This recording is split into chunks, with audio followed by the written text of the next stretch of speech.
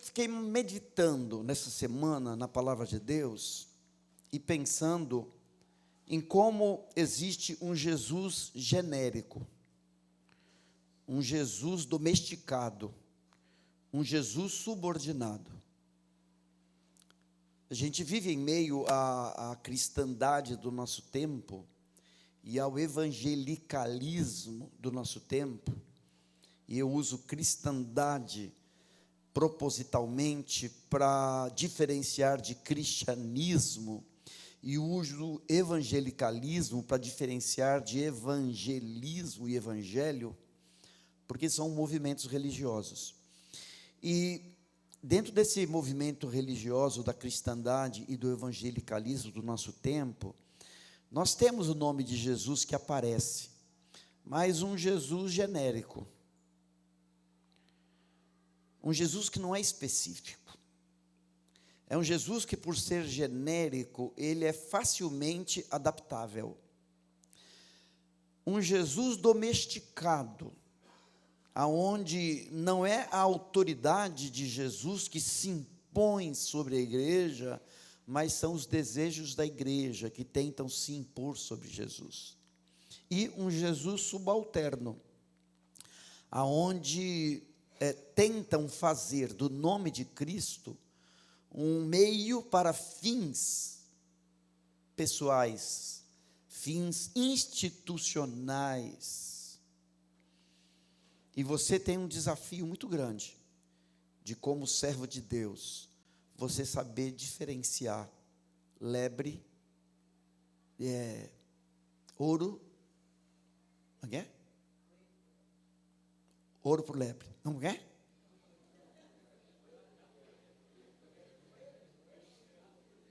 Gato por lebre, e saber diferenciar ouro de ouro de tolo. Ouro de tolo é pedra que parece ouro, mas não é o minério, não é o mineral. E a gente precisa, o que eu estava tentando lembrar é outro ditado: nem tudo que reluz é ouro. Nem tudo que reluz é ouro. E meditando no texto que a gente vai ler hoje, aparece muito claro isso. Aparece muito claro uma instituição religiosa que tem o seu fundamento na pessoa de Abraão. Na verdade, tem o seu fundamento no Deus eterno, que chama Abraão, que em Abraão faz um povo, e que se revela a esse povo, e que no tempo de Moisés dá os seus estatutos, e através daquele sistema sacrificial, aquele povo cria a sua identidade, e aquele povo vai vivendo, mas vai se degenerando, e vai tornando o Deus deles um Deus genérico, um Deus subalterno, um Deus domesticado. E quando Jesus vem à terra, Jesus encontra um judaísmo totalmente adulterado. A gente vai ver isso no texto. A gente nem precisaria ir ao texto para saber que foram eles que mataram Jesus. Foram eles que mataram Jesus. Fomos nós que matamos Jesus. Então, enquanto a gente pensa no texto da palavra, coloca isso na tua mente. Eu preciso que Deus me ensine a diferenciar, porque nem tudo que reluz é ouro, nem tudo que parece evangelho e cristianismo é evangelho e cristianismo. Assim como aquilo que no tempo de Jesus tinha cara de judaísmo, no sentido da religião dos judeus, mas estava totalmente distanciado do que Deus pensou, a ponto deles matarem aquele que era, como a gente viu na mensagem do domingo passado com o pastor Júnior, aquele que tinha sido anunciado pelos profetas, aquele que tinha sido anunciado por Samuel, tinha sido anunciado por Abraão, tinha sido anunciado por Moisés. O trecho anterior da semana passada, de Atos 3, fala sobre isso. Aquele pessoal não estava desavisado, eles estavam ignorantes do aviso. Não estavam desavisados, eles estavam ignorantes daquilo que Deus falou através dos profetas. Então é um risco. Nós não somos melhores do que Anás e Caifás, os sacerdotes do tempo que a gente vai ler no texto. Nós não somos melhores do que João e Alexandre. Nós não somos melhores do que aquele povo. Então nós, como aquele povo, corremos igualmente o risco de termos sido avisados e sermos ignorantes do aviso. Mas vamos ao texto. Atos, capítulo 4. Atos 4, do versículo 1 ao versículo 12.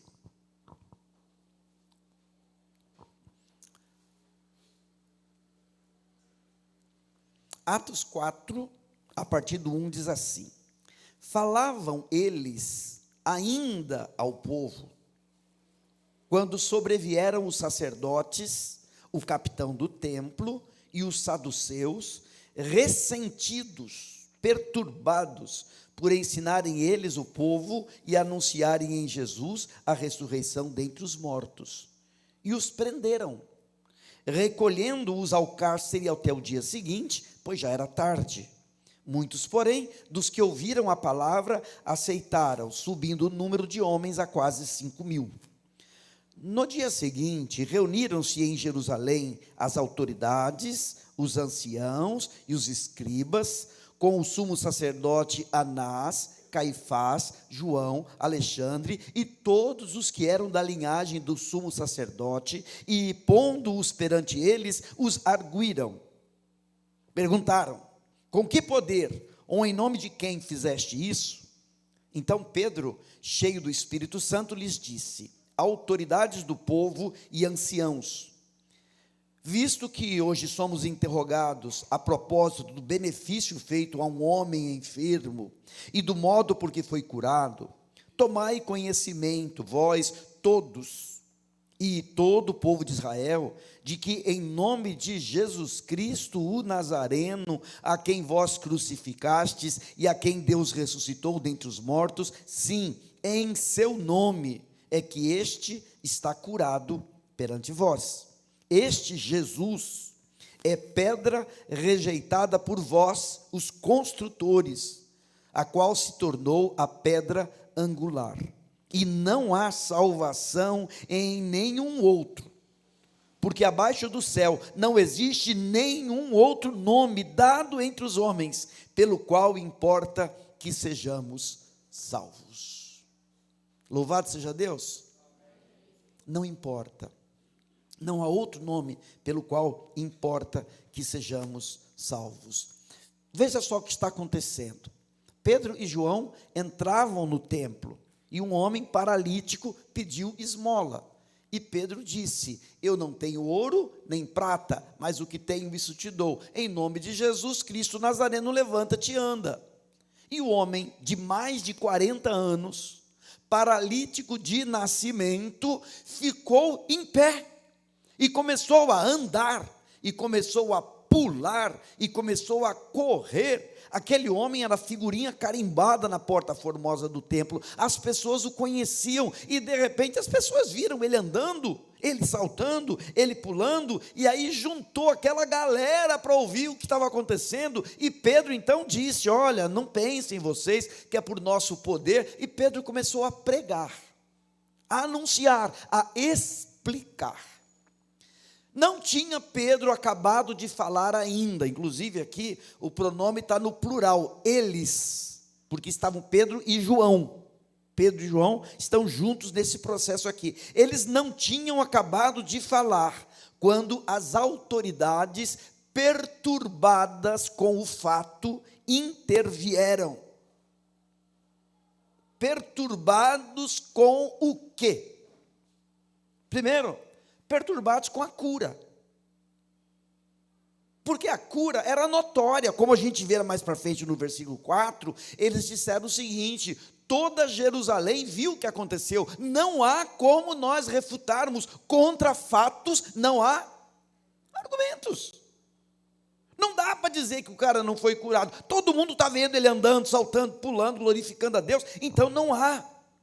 Eles estavam perturbados por esse fato ocorrido da cura. Mas eles estavam perturbados também porque Pedro e João estavam proclamando Jesus e ensinando sobre a ressurreição.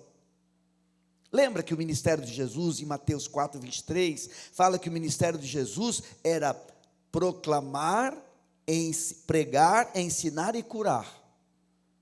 Era o ministério que Jesus fazia, de acordo com Mateus 4:23. O tríplice ministério. Jesus proclamava o reino, Jesus ensinava as verdades do reino, e Jesus sinalizava a presença do reino com os sinais e prodígios realizados. E aqui, os apóstolos de Jesus estão repetindo, continuando o ministério de Jesus. Eles estão proclamando o reino, eles estão ensinando as verdades do reino, e eles estão sinalizando a chegada do reino.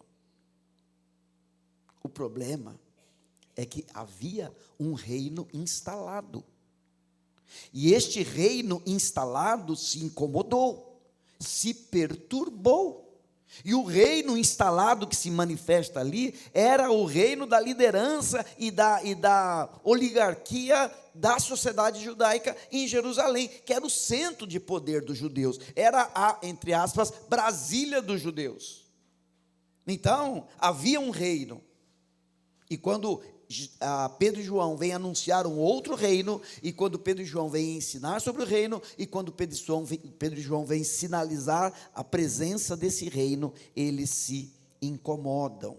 Além disso, se incomodavam porque eles estavam ensinando a ressurreição. E veja, as classes dominantes em Jerusalém, eles eram geralmente saduceus. E os saduceus, eles tinham a sua fé firmada nos no Pentateuco, nos 5 primeiros livros da Bíblia, Gênesis, Êxodo, Levítico, Número e Deuteronômio. Como esses livros não falam de ressurreição e não falam de anjos, os saduceus não criam em anjos e ressurreição. Eles não criam. Se você lembrar do ministério de Jesus, lembra de uma vez que tentaram colocar Jesus na parede, dizendo, o camarada tinha 7 mulheres, ele casou, aliás, o camarada era casado, e aí ele morreu, não deixou filho, o irmão dele casou com ela, porque era a lei que mandava que fosse assim, ela não teve filho, morreu, veio outro, 7 irmãos, casaram, ela não teve filho de nenhum deles, aí a pergunta é, e lá no céu? De quem ela será mulher? Eles queriam com isso colocar Jesus na parede com a temática da ressurreição, né? Então eles não criam da ressurreição. Só que acontece o quê? Pedro, João estavam proclamando que aquele Jesus crucificado ressuscitou ao 3º dia. E a prova que ressuscitou é esse homem curado na frente de vocês. Então, a mensagem de Pedro e João incomodava por causa disso. Além disso, o que incomodava é que juntou uma multidão. E aí, veja só, o poder que a liderança judaica tinha em Jerusalém, era um poder controlado por Roma. Se Roma achasse que tinha distúrbio, Roma intervinha e tirava o poder da mão deles. Então eles não podiam deixar que a aglomeração acontecesse, para não ser tomado como um levante, como algo qualquer que Roma se incomodasse, e aí interviesse, tirasse eles da liderança, e colocasse lá um governador sob a autoridade de Roma. Então essa situação toda incomodava aquelas pessoas. Incomodava. Na verdade, essa perturbação que Pedro, João e os discípulos causaram em Jerusalém, foi avisado por Jesus. Em Mateus 10, Jesus falou o seguinte, o nosso mestre, ele é fino na ironia, porque ele fala o seguinte, não pensem que eu vim trazer paz, eu vim trazer espada. Jesus é o príncipe da paz. Quando Jesus nasce, os anjos dizem: paz na terra aos homens a que ele quer bem. Toda a mensagem do evangelho. E Jesus vem e diz assim: não pensem vocês que eu vim trazer paz, não, eu vim trazer espada. Por quê? Porque a presença de Jesus tornar-se-ia algo que entraria no meio daquela sociedade e dividiria parte para cá, parte para lá. Jesus avisou que isso aconteceria. Paulo e Silas, lá em Tessalônica, eles foram tratados assim, eles foram levados diante de um tribunal e foi dito o seguinte: ó, esses que estão bagunçando o coreto, esses que transtornaram o mundo, esses que colocaram as coisas de cabeça para baixo, chegaram até aqui. Então, a presença da pessoa de Jesus, a presença do corpo de Cristo é uma presença que perturba. Quando não é o Cristo genérico, quando não é o Cristo domesticado, quando não é o Cristo subordinado. Note que a missão da igreja não era e não é se levantar contra a ordem vigente, mas certamente perturba o status quo, a ordem vigente. Lembra que tudo isso que a gente leu aqui aconteceu dentro do templo. Pedro e João foram à hora nona da oração, e na hora nona encontraram aquele paralítico. Eles não estavam lá dizendo: somos contra, levantando bandeiras, vamos parar com isso aqui. Não, eles estavam vivendo a fé deles ali dentro.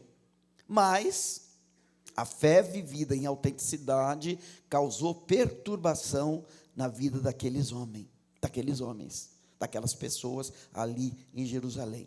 A igreja, no cumprimento da sua missão, perturba. E quando a igreja não perturba, é porque de alguma forma ela foi domesticada. Ela se tornou genérica. Ela se tornou subordinada. A igreja, ela não só perturba, ela confronta.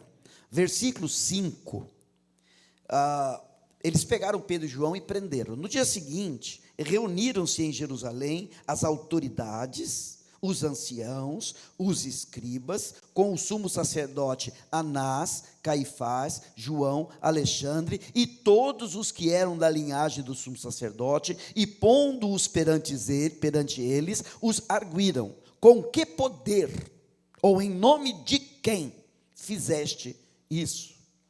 Os sistemas humanos, a maneira como a vida está organizada, aquilo que a Bíblia chama de o mundo, foi confrontado pelo nome de Jesus. O que são os sistemas humanos? A gente tem aqui, nesse texto, um sistema político. As autoridades eram os líderes leigos, os anciãos, aqueles que representavam, seria algo semelhante talvez ao nosso Congresso Nacional. Lógico, não era uma democracia, não dá para a gente fazer um paralelo, mas eram as pessoas que representavam a sociedade, eram os mais velhos, as autoridades ou anciãos. Era o sistema político de Israel. Havia o sistema religioso, manifesto aqui nas pessoas dos sacerdotes, o sistema religioso. Havia o sistema intelectual, os escribas, os mestres da lei, os entendidos, os intelectuais. E havia o sistema econômico, porque as famílias dominantes em Jerusalém, e que não queriam perder a sua boquinha, não queria perder o seu dinheiro, não queria perder o seu poder, não queriam perder a sua posição, eram as famílias sacerdotais. Então, você tem o sistema político, o sistema econômico, o sistema intelectual, o sistema religioso. Estes sistemas que existem na nossa sociedade os sistemas em cima dos quais a nossa sociedade está organizada, a nossa sociedade brasileira, a nossa sociedade dos tempos atuais, odierna, as sociedades estão organizados, nada disso, desse sistema, é espiritualmente neutro. São fortalezas resistentes ao reino de Deus. O sistema político, o sistema econômico, o sistema religioso e o sistema intelectual são fortalezas que procuram colocar o reino de Deus fora.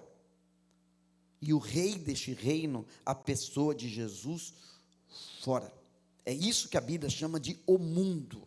Não ameis o mundo, porque este mundo, ele está calcado em cima de bases contrárias à verdade de Deus. Estes sistemas perceberam que havia uma autoridade operando que era fora da jurisdição deles. Eles já tinham questionado Jesus. Em Lucas 20, eles já chegaram para Jesus e perguntaram: com que autoridade fazes estas coisas? Eles já tinham colocado Jesus na parede, esses mesmos protagonistas, estes mesmos personagens, já tinham colocado, porque Jesus trabalhava à margem da jurisdição daqueles homens. Jesus não batia continência para ninguém, Jesus não ia buscar a licença de ninguém, Jesus não ia buscar explicação de ninguém, Jesus recebia do Pai e fazia, e os camaradas ficaram extremamente incomodados, e não só, eles ficaram incomodados, porque Jesus, ele trabalhava não só a parte, mas acima da jurisdição, porque se fosse somente a parte, poderia ser a parte em mesmo nível, mas Jesus, ele trabalhava acima da jurisdição deles. E por isso, o que eles fizeram? Eliminar Jesus.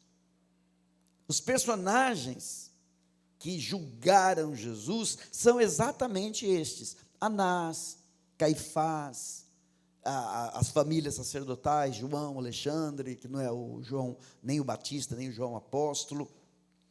Eles se juntaram para eliminar Jesus, porque eles não conseguiram domesticar Jesus, eles não conseguiram enquadrar Jesus no esquema deles. Eles tentaram de várias maneiras. Eles tentaram desacreditar Jesus, eles tentaram colocar Jesus na parede com indagações, eles ameaçaram Jesus. Então, de todas as maneiras, eles tentaram enquadrar Jesus, mas como não conseguiram, eles tentaram eliminar. A igreja, no seu papel, ela não só confronta o mal individual, ela confronta o mal sistêmico. O sistema em que a sociedade está organizada é um sistema em rebeldia contra Deus. E a igreja, por representar um reino à parte desse sistema e um reino acima desse sistema, a igreja confronta. Não a igreja domesticada, não a igreja subalterna, não a igreja genérica. Não a igreja que usa um Jesus domesticado, um Jesus subalterno e um Jesus genérico. Mas a igreja, ela não faz isso se colocando em guerra contra o mal sistêmico. A igreja não se coloca em guerra. A igreja não toma uma postura de brigar para destruir. Mas a atuação da igreja evidencia o mal sistêmico. E por isso incomoda. E os reinos humanos reagem a este novo reino operante. Quer ver? Quando qualquer ação da igreja de Cristo afetar os interesses de poder, os interesses de dinheiro, riquezas e os interesses de controle, a igreja é atacada. Enquanto a igreja está domesticada, enquanto a igreja de Cristo, ela não afeta os interesses dos outros, enquanto a igreja de Cristo só trabalha pelos seus próprios interesses, mas não compete com os interesses de poder, de dinheiro, de controle de fora, está tudo bem. Está tudo bem. Se Pedro e João tivessem entrado no templo e eles tivessem feito aquele milagre, e eles tivessem batido continência para a liderança religiosa de lá, se eles tivessem de alguma maneira empoderado aqueles que já estavam no poder, ninguém falava nada. Ninguém falava nada. Mas, como a postura deles evidenciou um reino à parte, isso aconteceu. E sabe, meu irmão, a gente está pensando aqui, e quando a gente fala igreja, você corre o risco de achar que a gente está falando da instituição, a instituição como coletividade. Não, nós estamos falando de igreja como você. Quando você, ao assumir o teu discipulado, você confronta interesses de outras pessoas, pode ter certeza, o bico vai aparecer, a maledicência vai aparecer, de alguma forma vão tentar tirar você da jogada. Isso pensando em termos individuais, mas quando a gente pensa em termos coletivos, a coisa é muito maior. Bom, mas Pedro, quando Pedro ele é questionado, Pedro lança um apelo.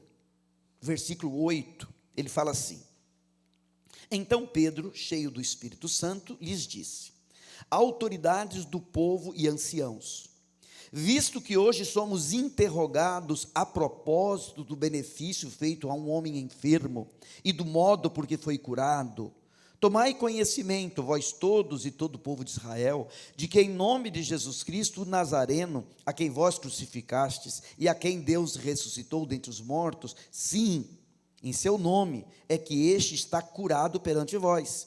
Este Jesus é pedra rejeitada por vós, os construtores, a qual se tornou a pedra angular. E não há salvação em nenhum outro, porque abaixo do céu não existe nenhum outro nome dado entre os homens, pelo qual importa que sejamos salvos. A primeira parte do apelo de Pedro é apontar a responsabilidade e culpa na morte de Jesus. Pedro fala: este Jesus, a quem vós crucificaste, não há transformação espiritual, enquanto nós, individualmente ou coletivamente, não reconhecemos a nossa pecaminosidade, a nossa responsabilidade e a nossa culpa. Talvez você, quando pensa na morte de Cristo, agora próximo final de semana, com a sexta-feira chamada Santa e domingo de Páscoa, a gente pensa muito nisso, sempre a gente tende a pensar que nós só somos beneficiários da obra de Cristo. Nós recebemos o benefício, mas nós somos responsáveis pela morte de Cristo, do nosso pecado. Pedro começa apelando a eles a responsabilidade deles. Vocês querem saber em nome de quem? Foi neste nome. Pedro, ele não fala de um Jesus genérico. É interessante que Pedro fala Jesus Cristo o Nazareno. É como se Pedro quisesse dizer, não é qualquer Jesus, porque haviam outras pessoas chamadas Jesus. Não era qualquer pretenso Messias, porque haviam outras pessoas que se apresentavam como Messias, como no nosso tempo existe. Ele fala Jesus Cristo o Nazareno. Não é genérico, é específico. É específico.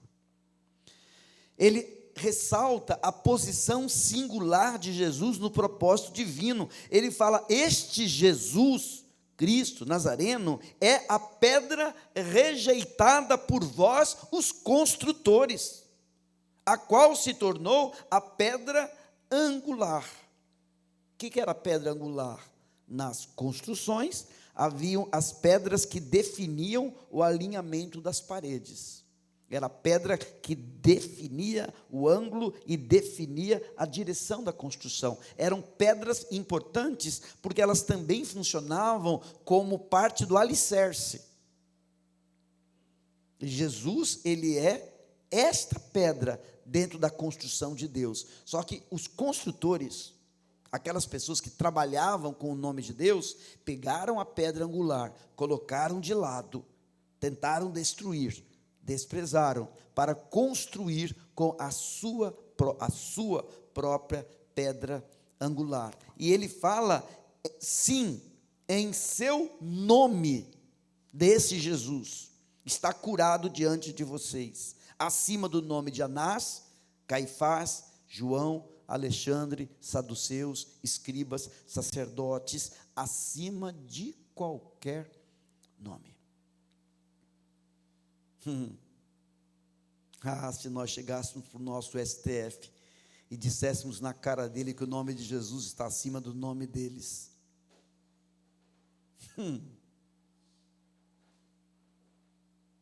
Jesus está acima de qualquer nome. Seja de qualquer nome dentro do sistema político, econômico, religioso ou intelectual. Jesus está acima de qualquer nome. E aí Pedro apela a eles, que cessem a rejeição. Pedro fala assim: não há salvação em nenhum outro. Parem de rejeitar, porque abaixo do céu não existe nenhum outro nome dado entre os homens, pelo qual importa que sejamos salvos. Para de rejeitar, porque vocês estão rejeitando o único. Vocês não têm outra chance, vocês não têm outra possibilidade. O único nome pelo qual importa que você seja salvo é este, então não rejeite. E isso é válido para você. Não pense você que qualquer outro nome, que qualquer outra realidade poderá trazer salvação à sua vida. Ou é Cristo ou é fora. Ou é Cristo ou é inferno. Não há outro nome. Não há outro nome. E aí, gente, volto a dizer, não é um nome genérico, subalterno, domesticado. É o Jesus das Escrituras. O perfeito Filho de Deus. Não é outro nome. É o nome de Jesus Cristo, o Nazareno. Se você tem uma relação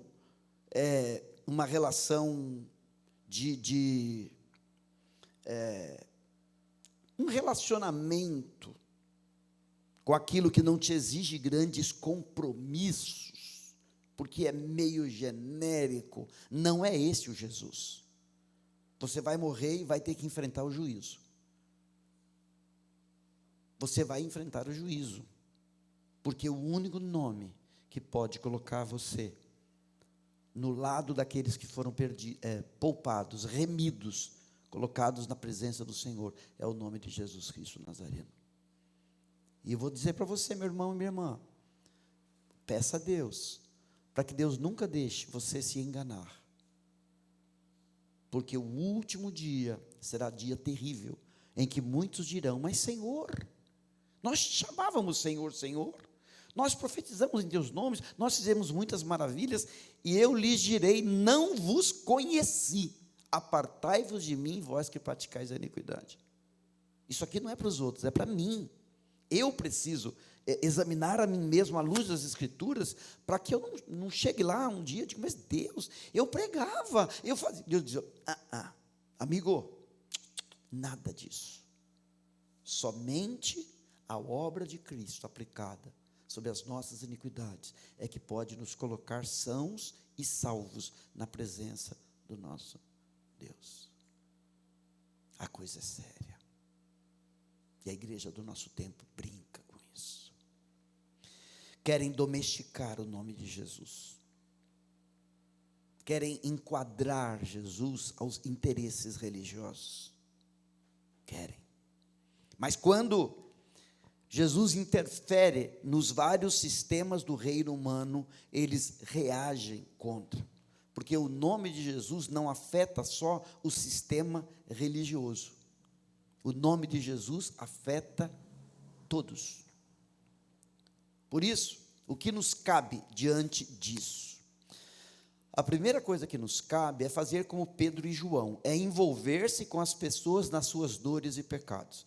Pedro e João entravam na oração, na hora nona, e eles encontraram aquele paralítico, e eles se envolveram, eles dirigiram o olhar, eles dirigiram a palavra, eles estenderam a mão, eles se envolveram com aquele homem nas suas dores e pecados. Porque os sistemas humanos, eles aumentam as dores. Aumentam. Os sistemas humanos, eles não trazem perdão para os pecados. Eles usam o sentimento de culpa, principalmente o sistema religioso. Usa o sentimento de culpa para manter as pessoas debaixo de cativeiro religioso. É preciso que nós, como discípulos de Jesus, nos envolvamos com essas pessoas. Quando Jesus fala, vinde a mim todos vós que estáis cansados e sobrecarregados, ele não está só pensando naquela pessoa que está cheio de problemas, ele está pensando naquelas pessoas que tinham, também naquelas pessoas que tinham um fardo legalista sobre os ombros deles. Ele falou isso em Mateus 23. Ai de vós, escribas e fariseus, que atais pesados fardos sobre as costas das pessoas, mas vocês mesmos não têm nem com o dedo, tenta levantar aquele peso. Jesus fala sobre isso. Jesus fala de pessoas que são sobrecarregadas com o seu desespero, com a sua angústia, com a sua dor. Porque neste mundo, não espere você dos sistemas humanos, seja religioso, econômico, político, intelectual. Não espere resposta. Não espere. Envolva-se com as pessoas. Você, pessoalmente, individualmente, nos seus relacionamentos, com as pessoas que você convive, que você conhece, envolva-se com elas. Porque o reino de Deus é sinalizado pela tua presença. Porque você é corpo de Cristo. 2.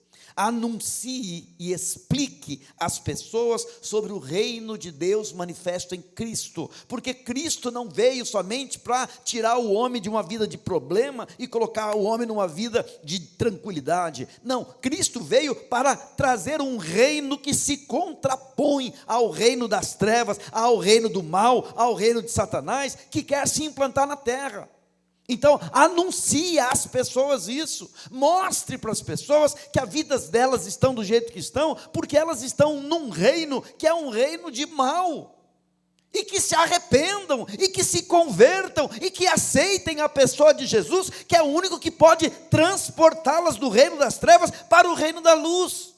É preciso que o nosso evangelismo, ele não seja só aquele evangelismo do probleminha resolvido, porque Jesus veio trazer um reino que se confronta contra o reino colocado. Então é preciso que você anuncie isso, e é preciso que você explique isso. Ei, pastor, mas explicar de que jeito? Eu nem entendo. Então vai às Escrituras, para não acontecer de você ser enganado, para não acontecer de você ser desviado. Vá às Escrituras. Em terceiro lugar, cabe a nós resistirmos com a verdade aos poderes que se levantam contra o reino de Cristo e contra a pessoa de Cristo. Resistirmos com a verdade. Interessante. A arma que o diabo usou para estragar foi uma palavra de mentira. Não, pode comer, não vai acontecer nada. Palavra de mentira. A arma que nós temos para resistir à mentira é a palavra da verdade. Você não resiste à mentira com poder, você resiste à mentira com verdade. Quando você declara a verdade, quando você crê na verdade e declara a verdade, você está jogando por terra um reino que é contrário ao reino de Jesus. É lógico. as pessoas não vão gostar. Elas não vão te abraçar, te beijar, te amar, porque você falou verdade para elas. Mas elas só podem ser salvas se elas forem confrontadas com a verdade e se elas crerem na verdade. Nesse final de semana, enquanto você estiver aí nas celebrações e nos pensamentos sobre Sexta-feira Santa, sobre Páscoa, tenha no teu coração essa pergunta: quem é o Jesus de quem eu estou falando? Quem é esse Jesus que eu estou postando nas redes, mensagens de Páscoa? Quem é esse Jesus? É o Jesus subalterno, debaixo da autoridade de outros? É o Jesus genérico? É o Jesus domesticado? Ou é o perfeito Filho de Deus, o Senhor dos senhores, o Rei do universo, que não está de brincadeira, e que todo reino contrário será debelado? Pensa sobre isso. Amém?